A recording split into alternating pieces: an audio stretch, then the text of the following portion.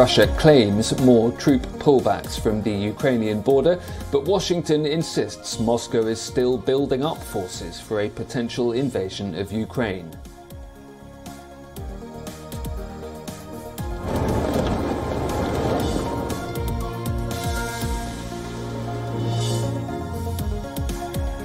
NATO member countries continue to examine new ways to bolster defences on the organisation's eastern flank.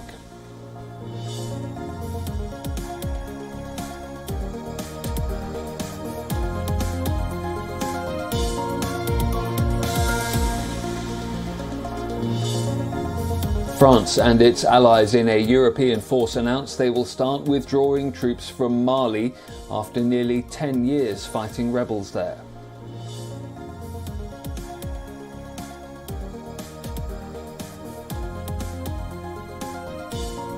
Hong Kong's coronavirus battle intensifies as authorities say new cases multiplied 60 times this month, at times overwhelming hospitals.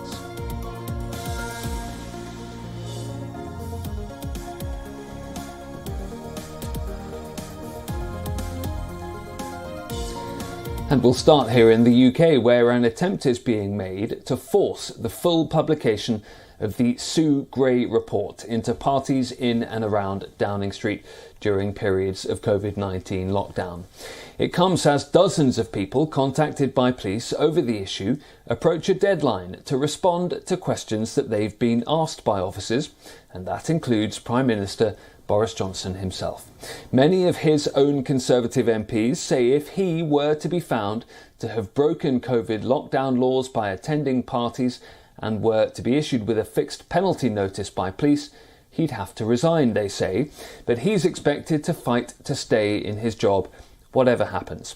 What's not clear is when the police investigation concludes, whether dozens of photographs which formed part of inquiries will be published by police or by civil servant Sue Gray. Her report was only partially published last month because of the police probe being ongoing. She's expected to send a complete version to Downing Street once the police finished theirs. So the opposition Liberal Democratic Party is planning to try and force the full publication of the Sue Gray report with all of those pictures contained in it. An upcoming motion at the House of Commons next week is how they'll try and get there. Our correspondent Giles Gibson joins me now from London. Giles, tell us exactly what the Liberal Democrats are trying to do here, and does it stand any chance of success?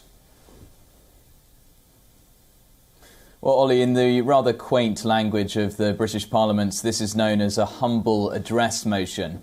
And what it would mean if it successfully gets through the British Parliament is that ministers would have to release a specific set of documents, including the full report by Sue Gray, within 2 days of the Metropolitan Police wrapping up their investigation. Of course, Ollie, the problem for the Liberal Democrats here tabling this motion is that they only have 13 members of Parliament, just over a dozen members of Parliament. So they simply just don't have the numbers to get this through the House of Commons. There is a chance that Keir Starmer, the leader of the opposition Labour Party, who of course has many more MPs at his disposal in the House of Commons, there's a chance that he could table some sort of a similar motion in the coming days once Parliament returns from recess, trying to force the government's hand here in terms of releasing the Sue Gray report in full.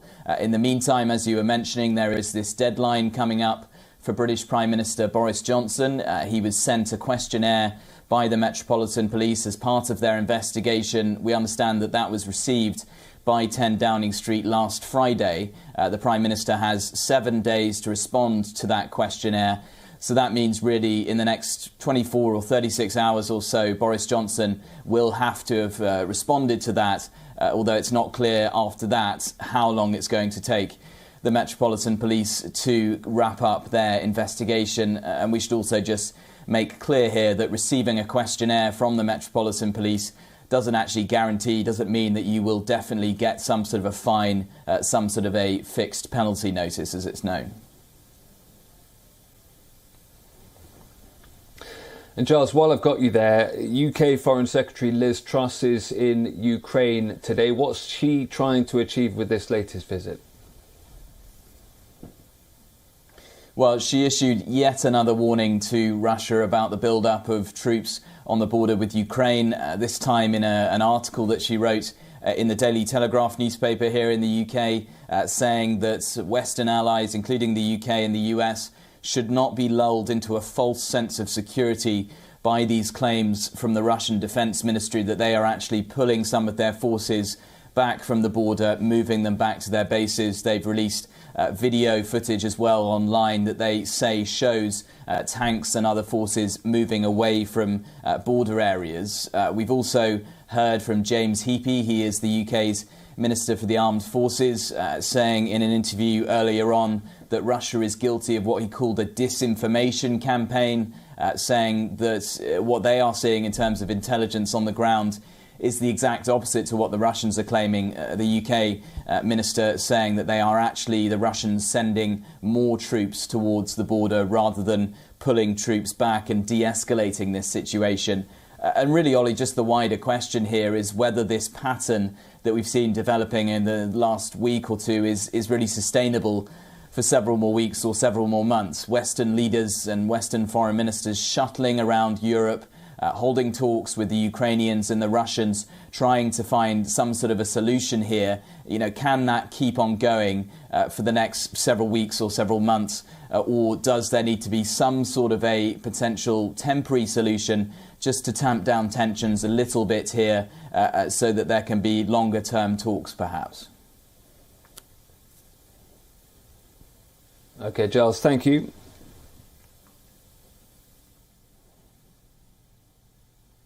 In Hong Kong, the COVID situation has worsened, with daily cases now over the 4,000 mark.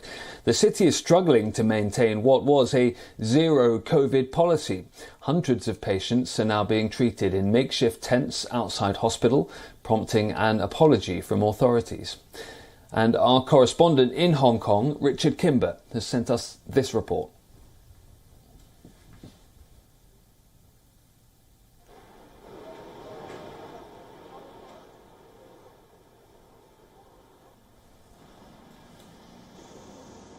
Dozens of COVID-19 patients in Hong Kong were being treated in beds outside medical centres on Wednesday, with several hospitals operating at over 100% capacity, as health authorities reported a record 4,285 confirmed new infections, more than 40 times the level at the start of February. Medical experts have warned cases could surge up to 28,000 daily by the end of March, amid worries about high levels of vaccine hesitancy among the elderly. Hong Kong Chief Executive Carrie Lam has also said authorities were unable to keep pace with their testing and isolation mandate. China has promised to help the city boost its testing, treatment and quarantine capacity and secure resources from rapid antigen kits and protective gear to fresh vegetables. Hong Kong has adopted the same dynamic zero coronavirus strategy employed by mainland China to suppress all outbreaks. China's President Xi Jinping has told Hong Kong's leaders that their overriding mission is to stabilise and control a worsening COVID-19 outbreak. Authorities confirmed 9 people have died from the virus in the past 24 hours, including a 3-year-old girl. Despite the surge, Hong Kong has seen far fewer cases than other similar-sized major cities, including just over 200 deaths. For Hong Kong's residents, the surge in cases comes amid rising fatigue with the restrictions aimed at protecting them from the pandemic. Borders have been effectively sealed for around 2 years and turned the global travel and business hub into one of the world's most isolated major cities. Well, the government is playing this as a show of support from the central government towards Hong Kong's efforts, but other political analysts are saying this is really a very clear sign of pressure from Beijing on the Hong Kong government to make sure that this outbreak does not spread any further and, of course, specifically does not spread across the border into China. There's certainly a sense that Beijing is very closely watching the situation in Hong Kong. The government here has ruled out the types of measures that had been used on the Chinese mainland, such as a full citywide lockdown. It says that's not necessary and it's also impractical in a city that's this densely populated. But there are expectations that the government will have to ramp up its already very strict social gathering and social distancing measures in order to try and get this under control. Some leading health experts here, including one of the leading advisors to the government, a professor of microbiology at the University of Hong Kong, has said that, in his opinion, a city lockdown is really the only solution. He says if the government does not impose a lockdown of this kind, he projects that in the coming weeks the daily case numbers will rise to some 28,000. That's 7 times higher than we're currently seeing, and he's expecting that the death toll could reach around 1,000 if there is no widespread lockdown imposed on the city, just to try and stamp out the transmission chains that keep popping up in different areas of Hong Kong. After months of protest and waves of new variants, European countries are trying to return to normalcy. Switzerland, Austria and Germany have eased almost all of their COVID restrictions. Austrian Chancellor Karl Nehammer has confirmed that the government will drop most of its measures from March the 5th. Residents are required to wear masks in essential shops and public transport, but entry restrictions at hospitals and other places with vulnerable groups will remain in place. Ziehen zu können. Am 5. März werden ein Großteil der Einschränkungen, die die Menschen so beschweren, wegfallen. Wir haben die Pandemie noch nicht überwunden. Das Coronavirus ist nach wie vor ein Teil unseres Lebens.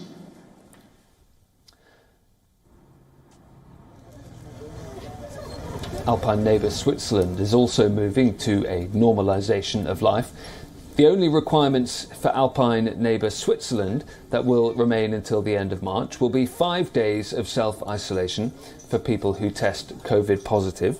Mask mandates in public transportation and healthcare institutions will stay, but the wearing of masks will no longer be required in shops, restaurants, workplaces and other public spaces.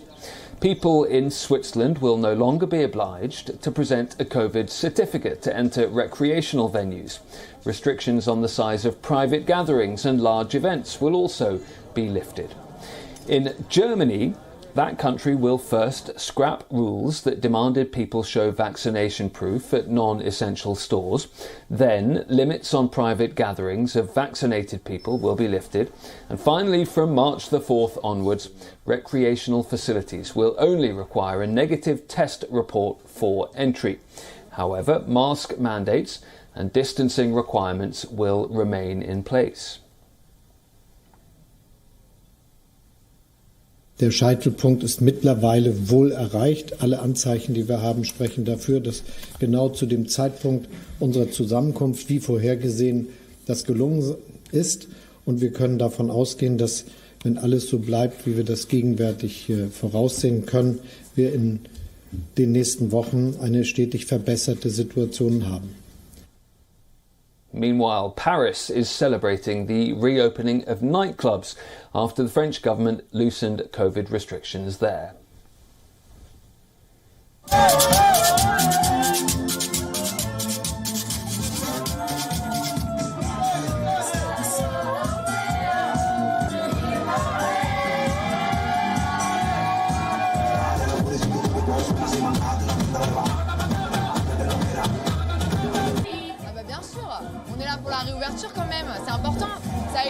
We are here for the reopening. It's important. It was closed for a long time and we could not go out. We are young, we're students, we need to party, and so it's true that it's a pleasure to be here tonight. I really missed it. I missed it a lot. Ça m'a manqué énormément.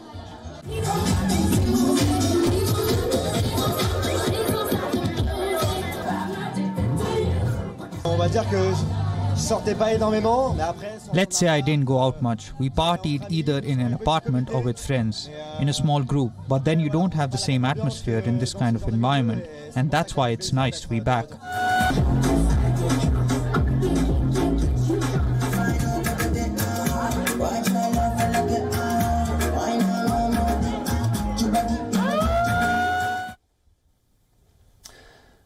Next, Canadian protesters have refused to move out despite an emergency act imposed in the country. Police have started warning demonstrators to end the blockade in Ottawa or face arrest. But picketing protesters say they won't leave until all COVID mandates are suspended in the country. Leave or face arrest. That's the message on leaflets handed out by police in Ottawa on Wednesday to truckers and protesters blockading the city's downtown. And it looks like the first step in a promised crackdown to end a noisy but largely peaceful protest in the Canadian capital over the government's COVID-19 restrictions, now in its third week. At least one large rig did leave the blockade, but others remained unmoved. One demonstrator simply ripped it up, and a sign posted on a toilet in the protest area read, "Attention police, place all tickets here." Police say some 33 people have already been arrested. Protester Andrew Bro said if it happens to him, so be it. I'm not afraid. If that's what their captains and the police chief wants to bring to this peaceful protest is violence, then that is on their own. We're here peacefully and will remain peacefully. Even if they attempt to arrest us, we will be arrested peacefully. Ottawa residents who say they've endured some incessant honking, blocked streets, verbal harassment and litter have expressed frustration with police who, until now, have mostly watched the protest rather than intervening. This is not a peaceful protest. As pressure built, Canadian Prime Minister Justin Trudeau this week took a rare measure, invoking Canada's Emergencies Act, which, pending parliamentary approval, would empower his government to cut off protesters' funding and reinforce provincial and local law enforcement with federal officers. The federal public safety minister on Wednesday blamed extremist groups for helping organize protests in Ottawa and at U.S. border crossings. Police in the province of Alberta this week arrested 13 people linked to a border blockade there and seized guns. 4 members of the group have been charged with conspiracy to commit murder. And anti-vaccine mandate protests in New Zealand have entered their 10th day. Hundreds of protesters have continued to occupy lawns in front of New Zealand's Parliament House, and they've blocked several streets with their trucks, vans and motorcycles as well. These protests started as a stand against vaccine mandates, partly inspired by Canada's Freedom Convoy movement that we were just hearing about. But these anti-vaccine protests in New Zealand have expanded, with several thousand more demonstrators joining, calling for an end to all COVID-19 restrictions in the country. The protesters have rejected vaccinations, or some protesters have, and have called for an attention to other social issues like censorship and the rights of the ethnic Maori community. Prime Minister Jacinda Ardern has criticised the demonstrators, calling an end to unacceptable activities. Protest is not illegal in New Zealand. Building camps on the lawn of Parliament, obstructing the ability of young people to go to school, of workers to operate, and harassing those who are wearing masks and taking measures to keep themselves safe. That is the activity that is absolutely unacceptable, and that everyone in Parliament I've heard has called on that to end. At the Winter Olympics, another doping scandal in Beijing. Ukrainian cross-country skier Valentina Kaminska has received a provisional suspension from the International Testing Agency over a doping violation. Kaminska has tested positive for 3 banned substances, all of which have performance-enhancing effects. The sample was collected on the 10th of February and was tested at the World Anti-Doping Agency accredited lab in Beijing. The international testing agencies confirmed the provisional suspension of Valentina Kaminska, which bars her from competing, training, coaching or participating in any activity during the Winter Olympics. However, the athlete can still challenge the imposition of the provisional suspension at the Court of Arbitration for Sports Anti-Doping Division. The 34-year-old has previously competed for Belarus at both the Olympic Winter Games in Sochi and in Pyeongchang. This year, she's already taken part in 3 events at the Beijing Olympics. Iranian alpine skier Hossein Savashem's Haki received a provisional suspension last week for testing positive for a banned steroid, and the most talked about doping case so far involves the 15-year-old Russian figure skater Kamila Valieva, who was allowed to continue competing despite her positive test which was actually provided back in December. The International Olympic Committee has made it clear that Valieva and the people surrounding her will continue to be investigated after the Games' closing ceremony. The governing bodies ruled out medal ceremonies in Valieva's events until that doping case is concluded.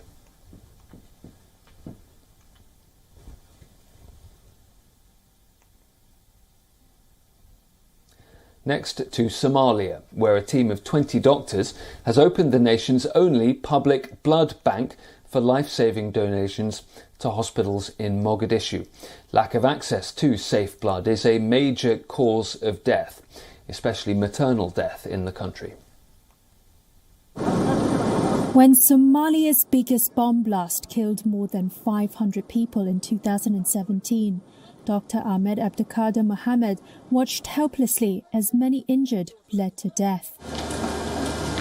Exactly 1 year later, in October 2018, he opened Benadir Blood Service, Somali's first public blood bank since 1991.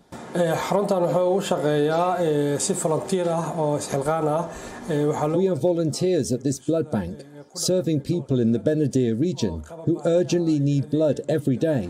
We always work and help people as much as we can, and we supply blood to public and private hospitals.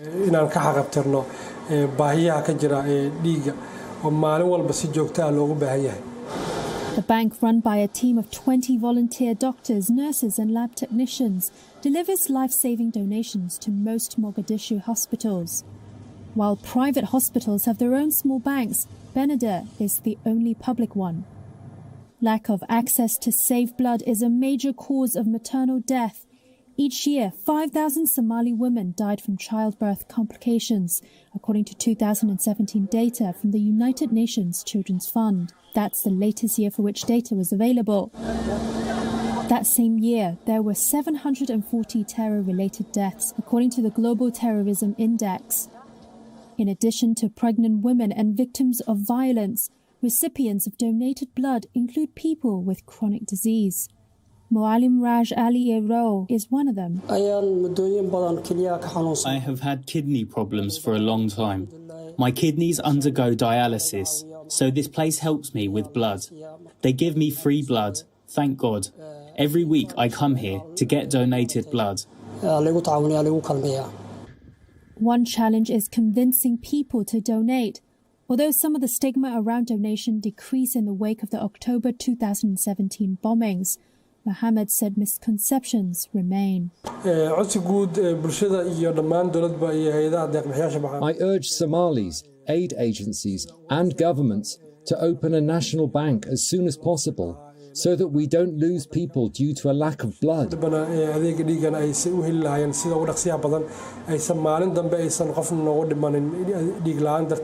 More people die due to a lack of blood than those killed by bullets.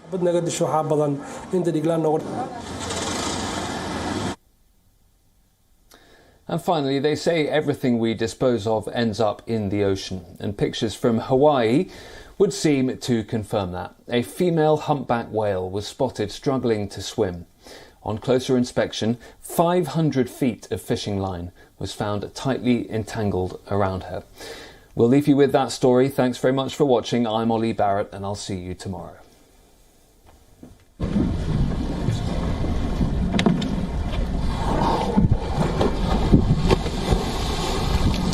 Yep. You can bump if you want, Jason. You could have bumped a little bit, not quite. Yeah, you're too far. You're right. You're 4 feet, 5, 6 feet away, aren't you? Careful. Can't reach it. Couldn't reach it, Jason. Yep. Get it? Okay. Wait for it. A little bit, not quite. Get it? Okay. Wait for it. Good. Yes. Pull. Pull.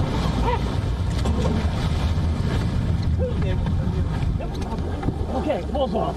Fine. Got it. Okay. I backed down after that. Cut. Oh, man. Okay. I backed down after that. Cut. Oh, man.